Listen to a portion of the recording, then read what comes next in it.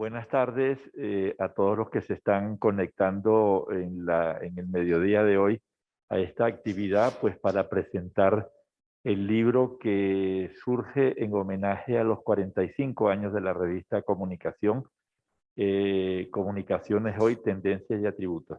El año pasado, en esta misma sala, cuando celebrábamos la quinta edición de la Feria del Libro del Oeste de Caracas, estábamos presentando la revista Comunicación con la que estábamos cumpliendo los 45 años. En ese momento prometimos, ofrecimos que para esta edición de la feria estaríamos presentando un nuevo libro de la revista Comunicación que sirviera de presentación y de homenaje a los 45 años de la revista. En el año 2010, cuando la revista Comunicación arribaba a sus 35 años, hacíamos algo parecido a lo que estamos haciendo hoy, con la única diferencia de que en aquel momento la presentación fue totalmente presencial. En ese año, con los 35 años de la revista, estábamos ofreciendo nuestro primer libro de comunicación, Encrucijadas de la Comunicación de Venezuela. Ese fue nuestro primer libro.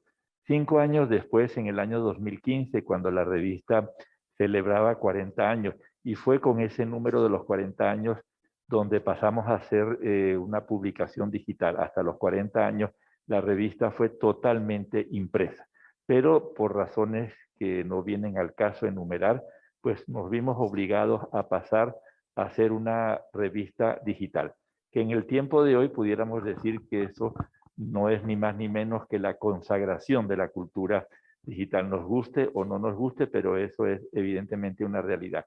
Y en ese momento, con los 40 años de la revista, publicábamos nuestro segundo libro, que llevó por título Encrucijadas de la Comunicación en Venezuela.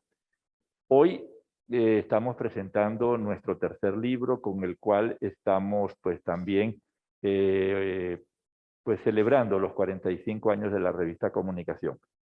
Una revista que es la más antigua en el campo comunicacional y cultural de la vida del país e inclusive de América Latina. No hay revista en la región y en Venezuela que haya durado tanto tiempo. No somos una revista totalmente y exclusivamente académica, somos una cosa híbrida, ¿no? Es decir, publicamos trabajos de investigación, ensayos de reflexión, pero también presentamos trabajos divulgativos. Y esa fue la elección que eligió el equipo desde que nació esta revista. Y en los últimos años, pues la revista se ha visto decorada con lo que llamaríamos la galería de papel, donde nuestro artista plástico Víctor Hugo Irazábal asumió esa responsabilidad. Y en estos últimos años, mi querido amigo Humberto Valdivieso, a quien pronto le voy a dar la palabra, pues conjuntamente con Víctor Hugo, pues adornan esa revista con la llamada Galería de Papel, donde hemos venido ofreciendo número tras número, pues trabajos de importantes artistas nuestros, desde la fotografía, las artes plásticas, las comunicaciones visuales, la publicidad, etc. Bueno, este libro que hoy estamos presentando y del que van a hablar nuestros invitados, que son pues parte de ese libro, se tomaron a 12 pensadores de fama internacional que de una u otra manera, algunos muy apocalípticos, otros no tan apocalípticos, pero han venido pensando y han venido reflexionando sobre la cultura digital, sobre el mundo de lo digital. Son 12 pensadores donde 11 autores venezolanos, que aquí tenemos 4 entre nosotros. Está Lorena Rojas, está María Di Muro, por el otro lado está Joana Peredaza y el profesor José Luis da Silva y Humberto Valdivieso. Ellos van a hablar del libro porque ellos son parte de ese libro. A mí me tocó pues editarlo, compilarlo y estar detrás de ellos para que cumplieran, ¿verdad?, las fechas de entrega. No siempre la cumplían, pero el regaño venía con el no cumplimiento y finalmente aceptaban y asumían que tenían que entregarlo en la fecha que habíamos establecido.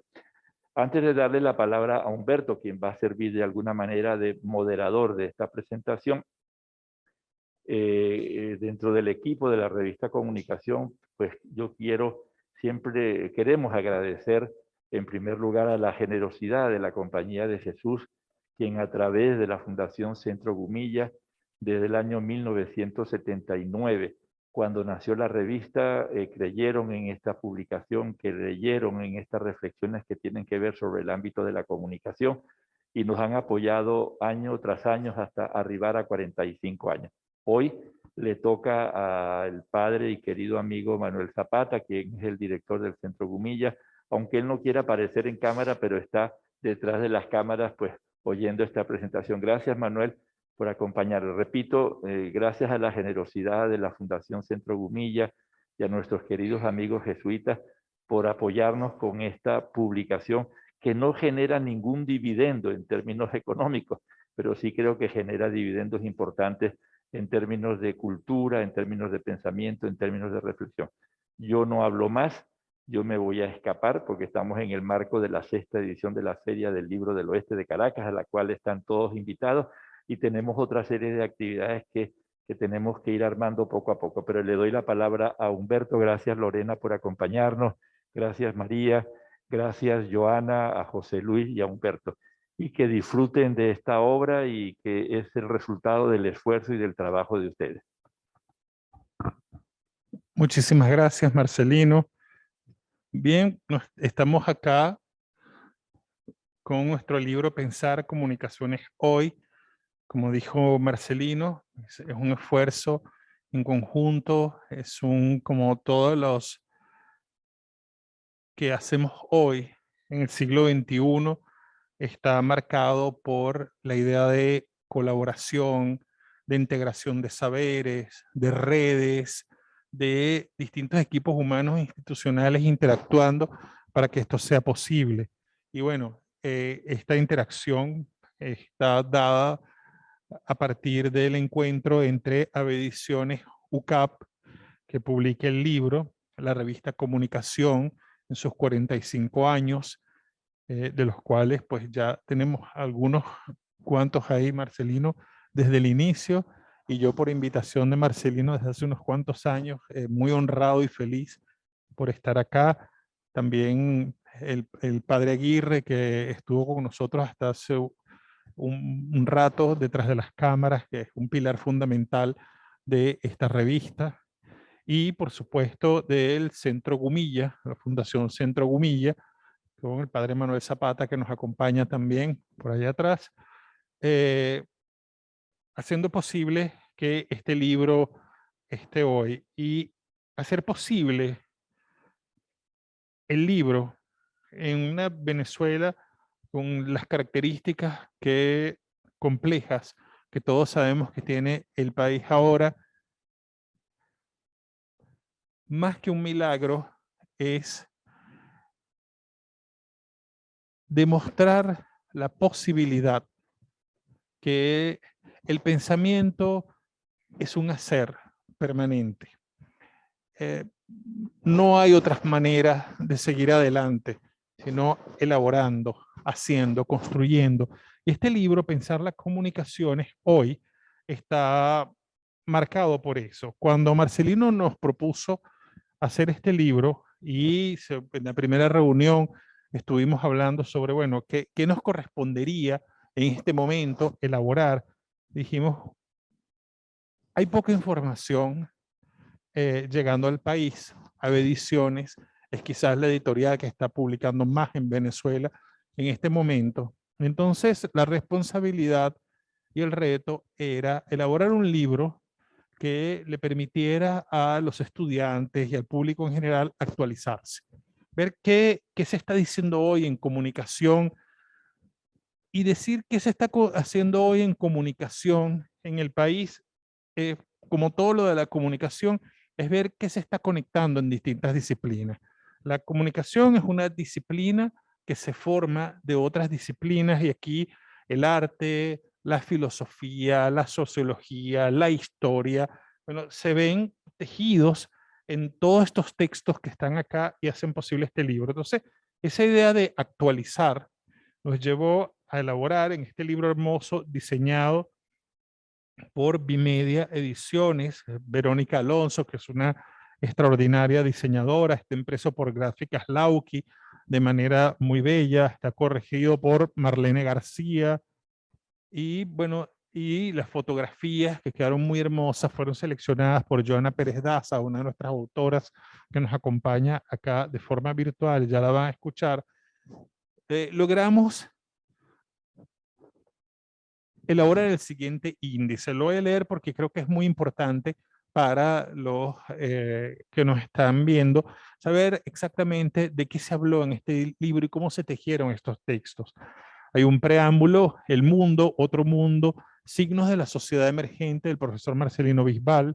Luego viene una primera parte que se llama Escenario digital y está conformado por los siguientes textos. Este mundo se acaba, Manuel Castells y el futuro de la sociedad red, de Joana Pérez Daza y Gustavo Hernández Díaz. Ray Kurzweil, La comunicación humana y máquinas espirituales, del padre José María Aguirre. Prometeo en el laberinto, inteligencia y virtualidad en Pierre Levy, Victoria dos Santos, María Dumuro, Humberto Valdivieso. Luego hay una segunda parte que se llama Síntomas de la sociedad emergente y tiene un primer texto que es Bauman y la sociedad líquida con pinches, conexiones y zonas de confort por Edixela Burgos. Luego Rosy Braidotti y Ferrando, una mirada al poshumanismo filosófico de Lorena Rojas Parma y Humberto Valdivieso. La sociedad del cansancio, la aporía comunicativa del siglo XXI, según la óptica de Bill Jung Han, de José Luis da Silva. Levantar la mirada, el rescate del cara a cara en Sheryl Turkle, de Alexandra Rasolín. Y finalmente, pensando desde América Latina, Martín Barbero o la masmediación desde América Latina, de Andrés Cañizales. Néstor García Canclini, de las hibridaciones culturales al predominio de los algoritmos, de Luisa Torrealba Mesa. Carlos Escolari, Permediaciones, Comunicación Digital, Prosumidores y Distribuidores del Poder, María Ingracia Chirinos y Daniel Pavón. Y desde Venezuela, el último apartado, El futuro de lo comunicacional según Pascuali, de León Hernández. Este extraordinario índice conforma este hermoso libro. Bueno, es la tarea que nos hemos dado durante todo este tiempo y que celebramos hoy su salida. Y quiero leer esta cita de Antonio Pascuali que cierra el libro en su contratapa. Dice, el mundo necesita cada día más quien piense comunicaciones. Y eso es lo que hemos realizado nosotros en este libro.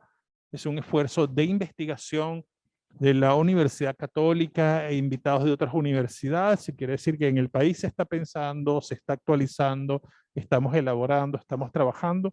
Nos sentimos muy orgullosos de eso.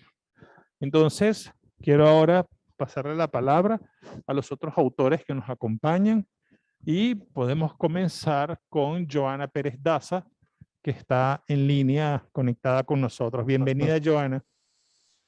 Hola, encantada de saludarlos. Bueno, para mí siempre es un honor estar aquí y compartir un poco cómo ha sido la experiencia o mi vinculación con la revista Comunicación. Primero, siempre lo recuerdo con mucho cariño como estudiante, como lectora, como fan.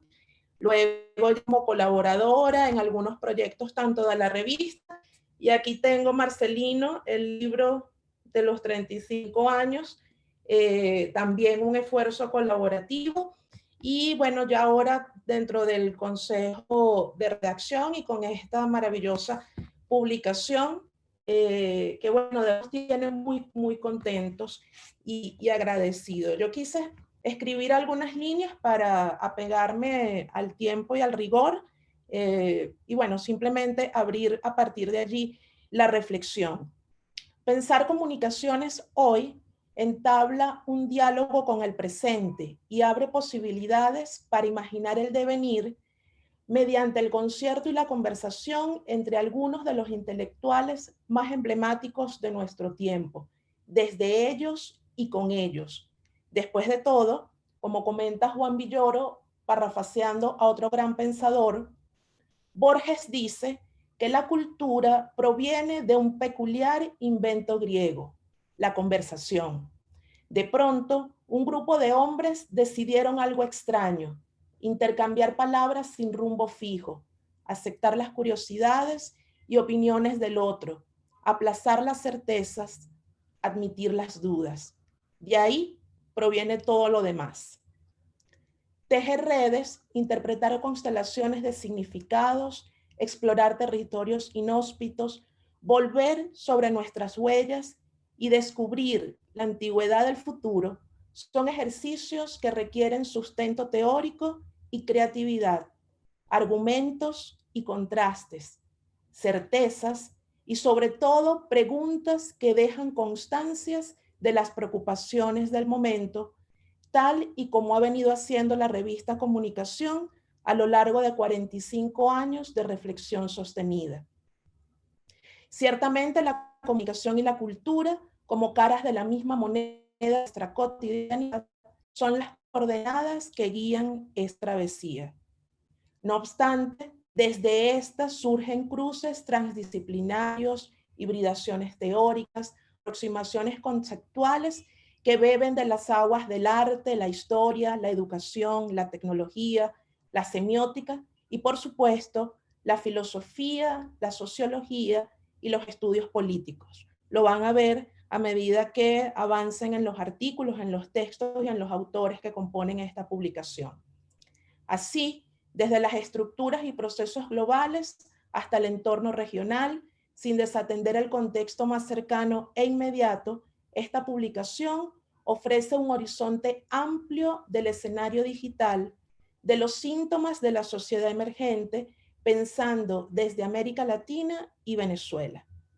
Diversidad de posturas, de miradas, de enfoques, se presentan con un diseño atractivo y funcional, un formato práctico y cómodo que atiende a lectores también diversos y expone ante ellos las complejidades de un mundo que por incierto es a la vez desafiante y nos invita a pensarlo desde las comunicaciones.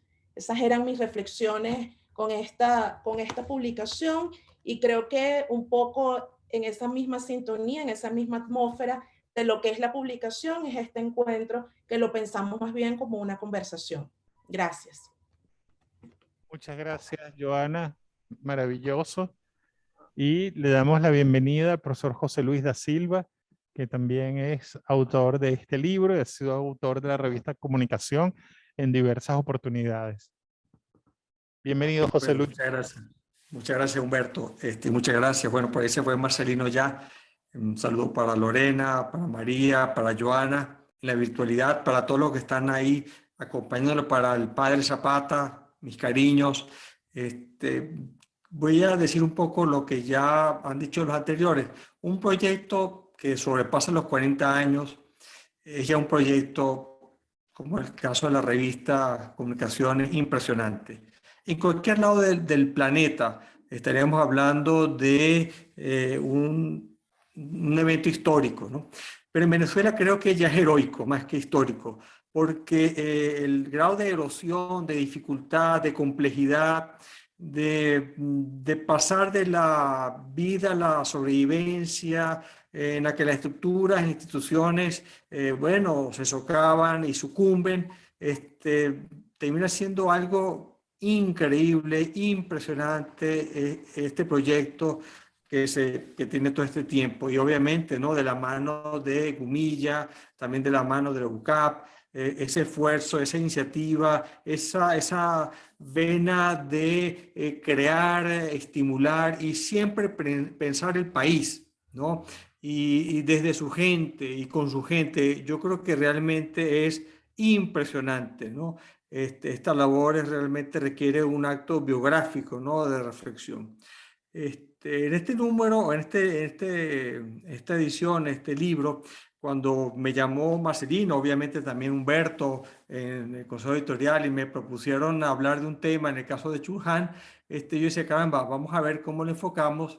Pero a medida que yo veía el índice, eso que acaba de Humberto relatar, me llamó mucha atención desde el principio la necesidad de pensar el presente por gente que vivimos en Venezuela, pero con referencia a autores cuya preocupación es latente y fundamental. Y claro, debe haber sido, porque para mí lo fue y supongo que para el resto también, una tarea titánica, porque teníamos que fingir que éramos personas cosmopolitan, es decir, que entendíamos los problemas del presente que habitualmente tienen los pensadores en cualquier parte del mundo y fingir que no estábamos en Venezuela. No obstante, el hecho de estar en Venezuela y ver esta realidad fuera de nosotros nos da herramientas, nos da elementos fundamentales para, bueno, proveer, discutir, compartir esas lecturas con nuestro público venezolano y obviamente latinoamericano. Yo pienso que ese ejercicio en el que tenemos que fingir que somos cosmopolitas, pero estamos en Venezuela con problemas tan puntuales como no tener internet, resulta curioso. Digo esto porque la mayoría de los autores no discuten el tema de que si hay unos servicios, sino simplemente más bien hay una abundancia de servicios. Hablan de una velocidad inusitada de internet, de imágenes digitales, y yo me imagino, bueno, ¿cómo será eso de verdad? Porque aquí en Venezuela realmente vamos a una velocidad muy lenta. De repente la lentitud nos hace ver muchas cosas, ¿no? El otro elemento que yo noté en los materiales del texto es cómo enfrentar una situación, como bien dijo Joan, el presente. No hay cosa más complicada que hablar del presente, ¿no? Porque, bueno, siempre nos supera. Pero al mismo tiempo, no solamente el presente, sino de dos elementos que son aún más complejos. O sea, cuando integramos el binomio comunicación, presente y tecnología, resulta una reflexión muy interesante, sobre todo cuando nos vean, cuando esté Marcelino con su equipo y Zapata en los 50 años y veamos este libro, ¿no? Dentro de 5 años, digamos, bueno, cómo se ve el presente, cómo se mueve el presente. Y así como Joana mostró de los 35 años atrás, me parece fundamental ese esquema histórico donde uno pueda ver la radiografía, eso que es la falta de memoria en el país, recuperarla, tenerla ahí frente a nosotros, revisarla como referente, me parece fundamental. Por eso es que lo del presente me pareció una aventura extraordinaria, pero ahora que veo el libro, digo, caramba, muy buena decisión del equipo editorial, muy buena de Marcelino, del padre Aguirre, de Humberto, de haber tomado esa decisión y ese rumbo. Así que bueno, nada, dejo para que también hablen Lorena y María, y bueno, seguimos conversando, como bien ha dicho Humberto y Joana. Muchas gracias, José Luis. Bueno, encantados. Y ahora María Di Muro, otra de nuestras autoras, y la profesora Lorena Rojas Parma, profesora las dos del Centro de Investigación. Gracias, Humberto. Bueno, en particular voy a comentar un poco sobre el artículo en el que participé junto con la profesora Victoria dos Santos y el profesor Humberto Valdivieso. Nosotros abordamos la figura de Pierre Levy. Nuestro artículo se titula Prometeo en el laberinto, inteligencia y virtualidad en Pierre Levy. Y por supuesto, uno de los focos del pensamiento de Levy es por supuesto el lenguaje. En cada una de sus investigaciones y por supuesto cuando uno revisa su trayectoria, se puede ver el vivo interés y la constante pregunta por el lenguaje, la comunicación y propiamente su sentido en el mundo contemporáneo. Y sorprende que últimamente una de las líneas que ha tomado su pensamiento es ver el lenguaje más allá de la lingüística, ¿no? En tanto que, por ejemplo, si uno se acerca al artículo Ser y Memoria, publicado en el año 2019, pues podemos dar cuenta de que el lenguaje propiamente se expande ya no solo a la esfera de lo humano, sino que Levy comienza a trabajarlo también desde la visión general de la naturaleza. Él habla del lenguaje de los animales, de los ecosistemas, y esto nos resultó sumamente interesante y de hecho le dedicamos pues también algunas observaciones dentro del artículo, en tanto que, bueno, justamente como les digo, trasciende la esfera lingüística y presenta esta noción que él señala como metaontología, es decir, cómo todo lo que existe está conformado de alguna forma por un lenguaje universal. Otro de los elementos, otro de los asuntos que sin duda alguna tiene un lugar relevante en el pensamiento de Levy, por supuesto, es la noción de virtualidad y también de cibercultura.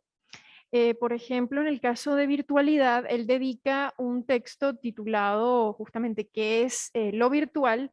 Y me permito citar una referencia que tenemos acá en el artículo, donde Levy dice lo siguiente: lo virtual no es en modo alguno lo opuesto a lo real, ¿no? Y estas son ideas que él pues viene trabajando ya en los años 90 y pues donde se daba pues una idea donde lo virtual generalmente se contraponía o se decía que pues, era lo contrario a lo real y todo y pues no. Levy aquí nos está diciendo en modo alguno es lo opuesto a lo real, sino una forma de ser fecunda y potente que favorece los procesos de creación, abre horizontes, cava pozos llenos de sentido bajo la superficialidad de la presencia física inmediata. Entonces, lo virtual en su pensamiento es aquello que está en potencia, se contrapone de alguna forma a lo actual, como él mismo señala, y más bien es algo que siempre está en constante posibilidad, en constante creación. Y de allí, pues, una de las grandes virtudes, como él mismo señala, de la cibercultura, este espacio infinito, en constante trabajo, en constante colaboración, como decía hace un rato Humberto, pues el concepto de colaboración es uno de los fundamentales que vemos en el presente y por supuesto que se entreteje en cada uno de estos autores, lo que nos lleva finalmente a la inteligencia colectiva.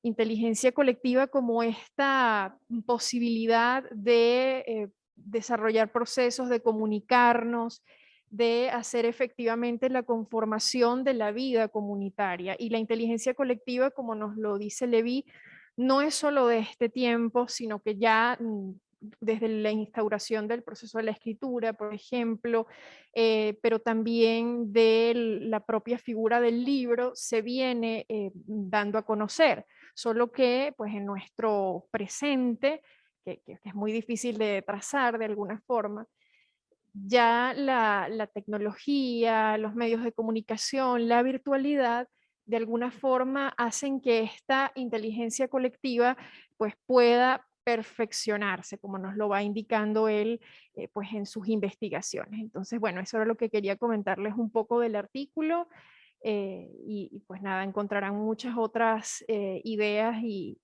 pues puntos de discusión que todavía se están desarrollando. Gracias. Ahora le doy la palabra a la profesora Lorena Rojas Parma. Gracias, María. ¿Se escucha? ¿Se escucha? Gracias, María. Bueno, ya que doy las gracias, quisiera dárselas a Marcelino públicamente, pero ya las escuchará de nuevo.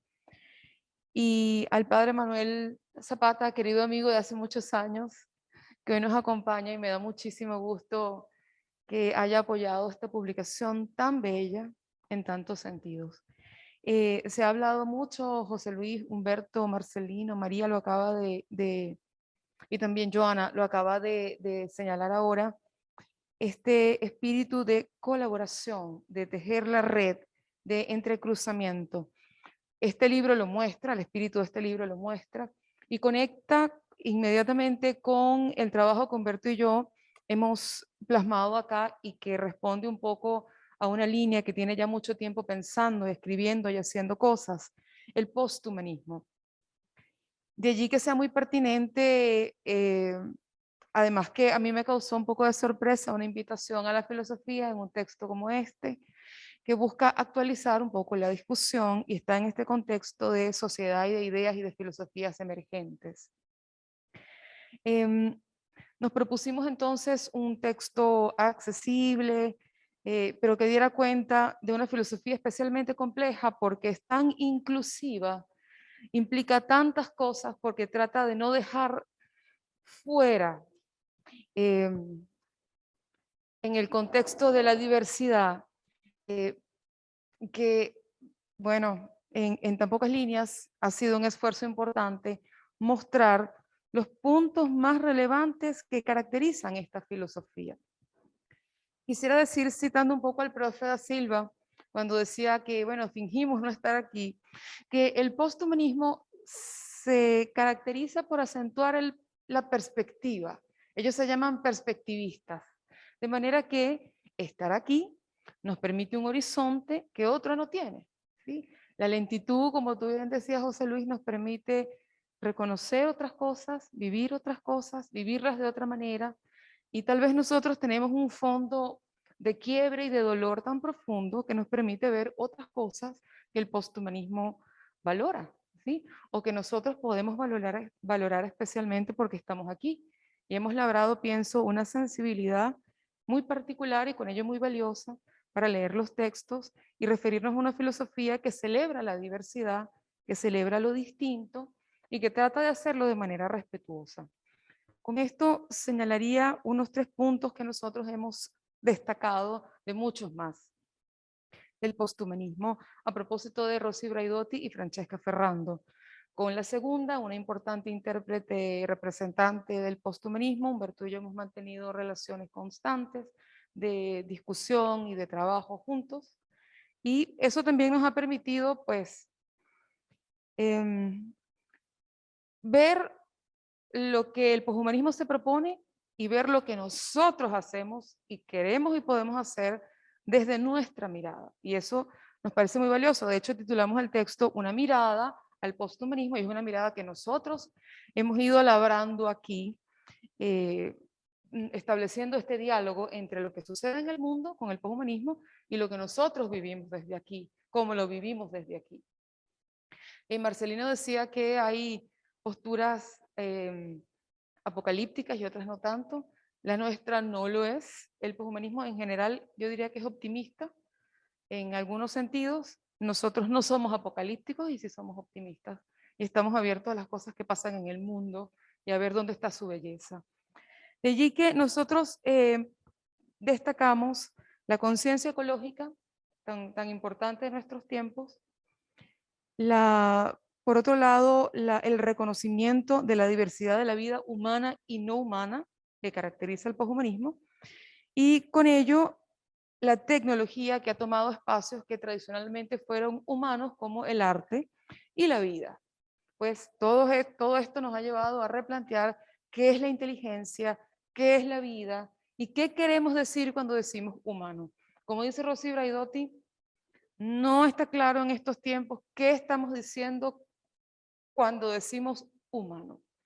El poshumanismo se plantea una suerte de superación del humanismo, y esto supone cualquier figura o cualquier comprensión del mundo antropocéntrica. Eso, sin embargo, es muy difícil porque cuando nosotros decimos humano, desde el punto de vista coloquial, digamos, del uso común, bueno, algo más humano nos parece algo más bueno, algo más sensible, algo más bello, ¿sí?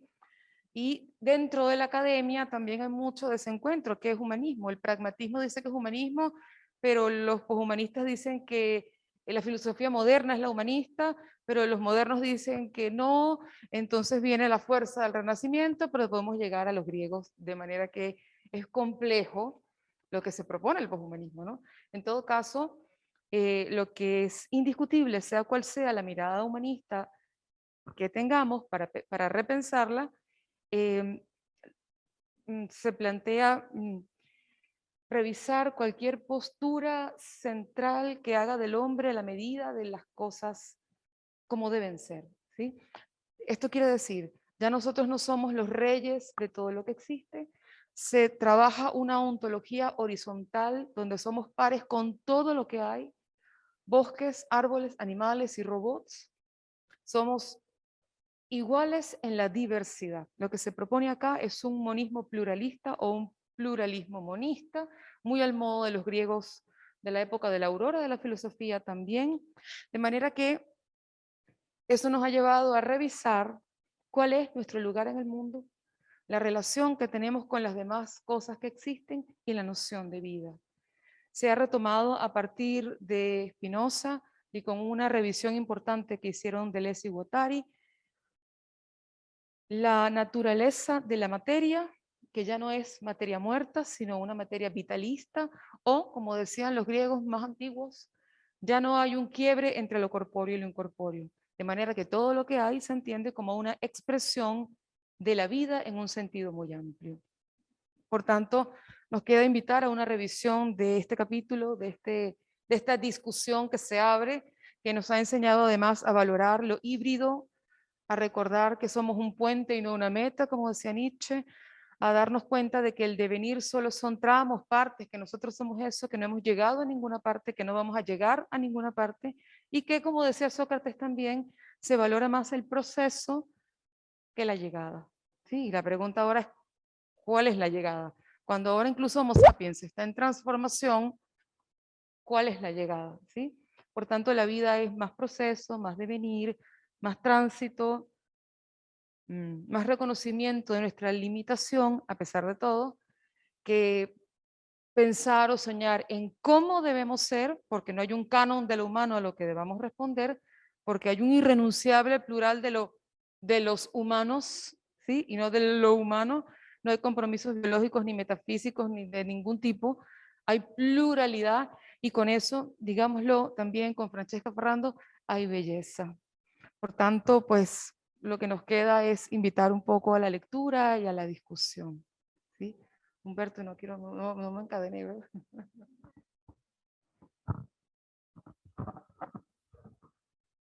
Bien, muchísimas gracias. Ya para cerrar, entonces nos queda invitar a todas las personas a conseguir el libro, Pensar Comunicaciones Hoy, que es pensar el mundo hoy, y como escucharon los autores, bueno, pensar el presente y todo lo que el presente nos tiene que decir.